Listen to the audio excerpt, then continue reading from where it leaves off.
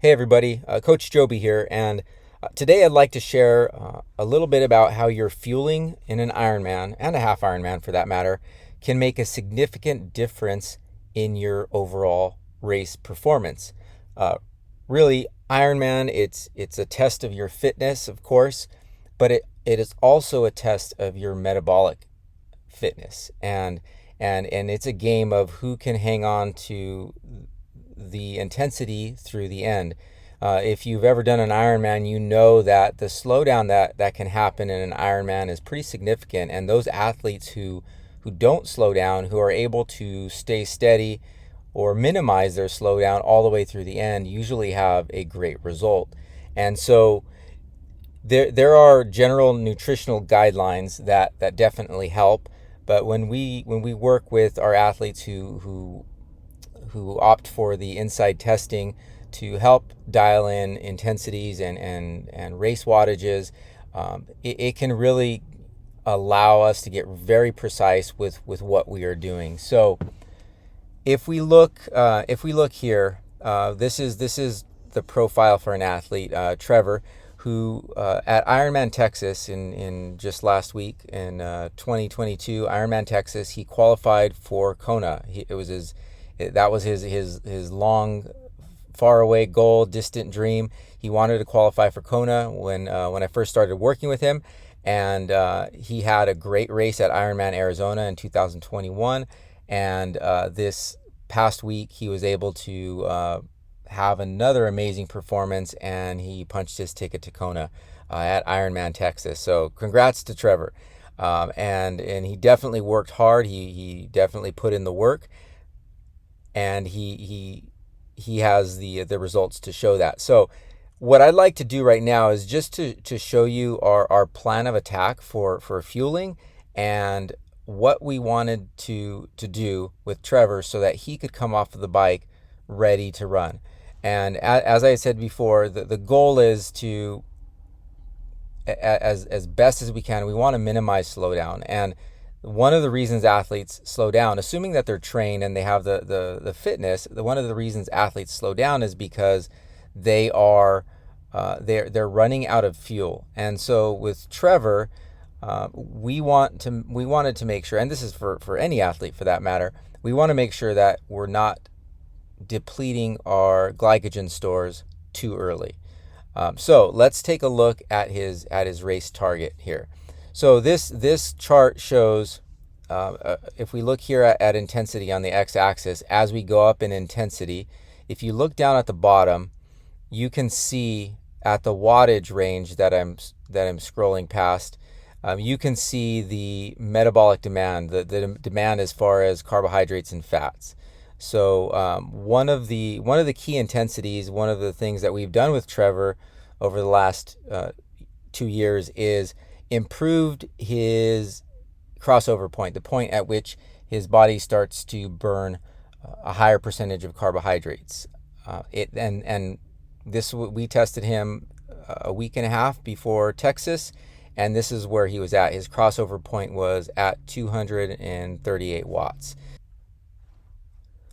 So if we look at this point here at 238 watts, you'll see that the demand as far as carbohydrates and fat it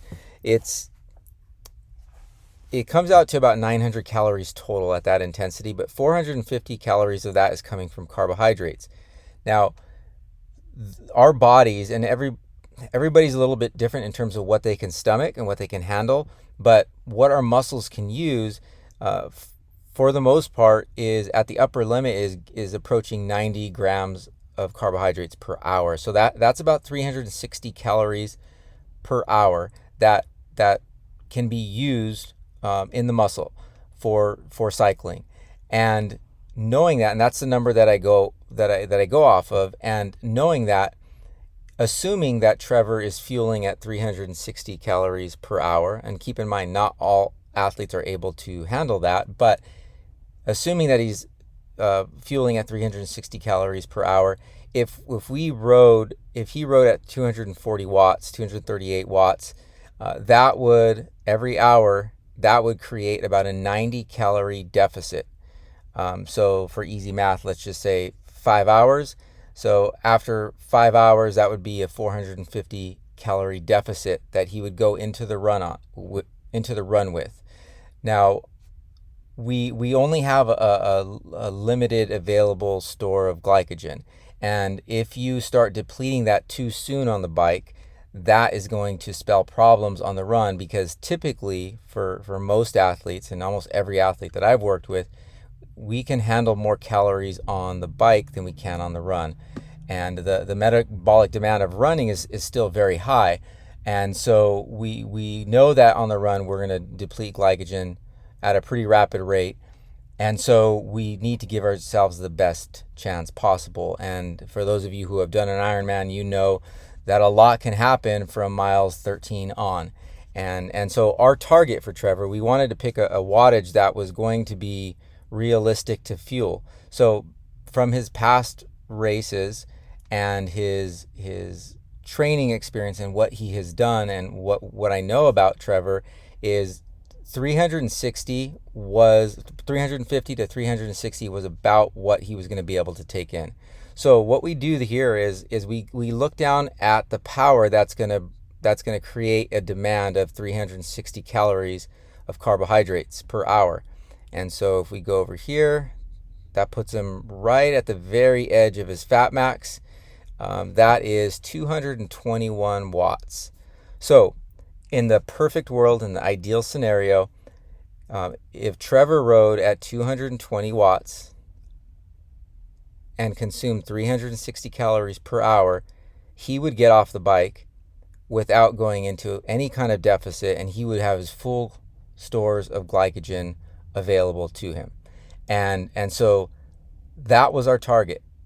Because he had proven that he can take in that amount in training, the target was 220. Obviously, race day is race day, and you have to adjust for how you're feeling. And I always advise my athletes to never push a wattage that feels like it's a challenge. You have to kind of flow into it. And so 220 watts was his target, and that's what he went after.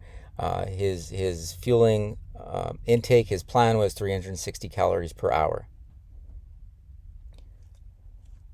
Okay, so if we take a look at Trevor's race file for Ironman Texas, his normalized power was 218, and his average power was 213. His variability index was a 1.02, which is pretty solid. For those of you who were at Texas, know that it was a very windy day, so it definitely made for challenging conditions. So a headwind on the way out, and a tailwind on the way back, and it was a 2-loop course.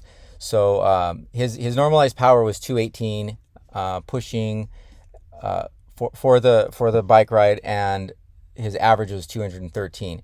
Now, as far as fueling goes, Trevor was right about at 360, and a few hours of the race was just under 360.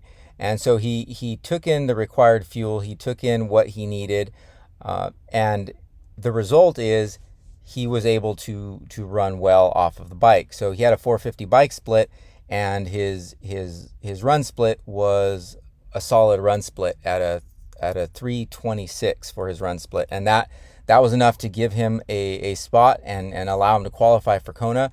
And so once again, congrats to Trevor. But the reason I'm sharing this with you is because on race day, it's about setting up a plan that's going to ensure success, not to ensure that you're going to get through the bike, but to ensure that you're going to get through the finish line of the run without slowing down or minimizing that slowdown, because in reality, an Ironman, it beats the crap out of you, and anytime you can minimize your slowdown, that's a huge success. And that's exactly what Trevor did. He did slow down a little bit on the run, but overall he held on and continued to pick off places and make advancements up in the age group placing, and put himself in position to qualify for Kona. And so for those of you who are interested, if you are going into a race and you want to know what your fueling should be like based on your power output, it shouldn't be a guess. And obviously experience comes into play, and that shapes what you do, but it shouldn't be a guess. It should be calculated, it should be targeted, and your goal should be to minimize the depletion of your glycogen stores. The stronger history you have of running well off of the bike, the bigger deficit you can create, obviously within reason, but the bigger deficit you can create at the end of the bike and still be able to run well. So consider that as you focus on your final buildup for your races. And if you are far away from your races, this testing through Insight will give you a very good idea of what needs to be improved. Yes, we all want to ride with more power, but what's limiting you? This will allow us to really get into the nitty-gritty of what is limiting your performance, and then we can go after that in training and target those limiters to bring about the improvements that we're after. So hopefully this was helpful in your next Ironman or your next build-up. If you have any questions, feel free to reach out. You guys have a great day.